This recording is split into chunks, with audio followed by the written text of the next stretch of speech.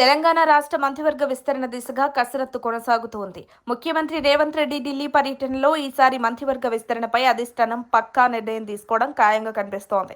మంత్రివర్గంలో స్థానం కోసం ఆశావాహులు ఇప్పటికే ఢిల్లీ స్థాయిలో గట్టిగా ప్రయత్నాలు చేస్తున్నారు. కానీ ఆశావాహులకు తెలియని ఏంటంటే సీఎం రేవంత్ రెడ్డికి హైకమాండ్ ఎక్కువ ప్రాధాన్యత ఇవ్వనుంది. విస్తరణ ఖాయమైతే కొత్తగా మంత్రులయ్యే వారి జాబితాతో పాటుగా కొందరి మంత్రుల శాఖల్లోనూ మార్పులుంటాయని సమాచారం. ప్రస్తుతం ఢిల్లీలో ఉన్న సీఎం రేవంత్ రెడ్డి ఏఐసీసీ పెద్దలతో పాటుగా వరుసగా కేంద్ర మంత్రులను కలుస్తున్నారు. తన హయాంలో జరిగిన సంవత్సర పరిపాలనలో సాధించిన విజయాలను వివరించనున్నారు. అదేవిధంగా త్వరలో స్థానిక సంస్థల ఎన్నికలకు వెళ్లాలని సీఎం రేవంత్ రెడ్డి ఆలోచనలో ఉన్నారు. ఇందుకోసం పరిపాలనా పరంగా నిర్ణయాలను వేగంగా అమలు చేయాలని డిసైడ్ అయ్యారు రేవంత్. పార్టీ పరంగా కూడా నిర్ణయాలపైన ఫోకస్ చేశారు. అందులో భాగంగానే మంత్రివర్గ విస్తరణతో పాటుగా నామినేటెడ్ పదవులపైన ఈసారి తన పర్యటనలో ఖరారు చేసేలా హైకమాండ్తో చర్చలకు సిద్ధమైనట్లు వార్తలు వినిపిస్తున్నాయి. ప్రస్తుతం రేవంత్ కేబినెట్ లో 6గురికి కొత్తగా ఛాన్స్ దక్కే అవకాశం ఉంది.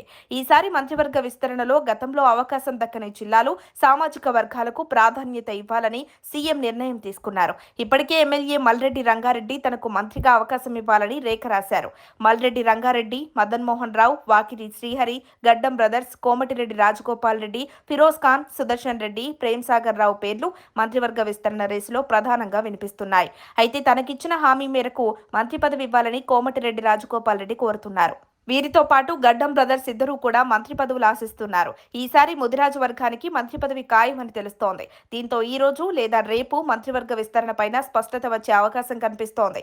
వీరిలో ఎవరికి మంత్రి పదవి ఇవ్వాలనేది మాత్రం కాంగ్రెస్ అధిష్టానం సీఎం రేవంత్ రెడ్డికే ఎక్కువ చాయిస్ ఇచ్చే అవకాశం స్పష్టంగా కనబడుతోంది. కొత్తగా మంత్రి పదవులు ఎవరికి వరిస్తాయోనే ట్విస్ట్ మాత్రం ముఖ్యమంత్రి రేవంత్ రెడ్డి చెప్పాలి.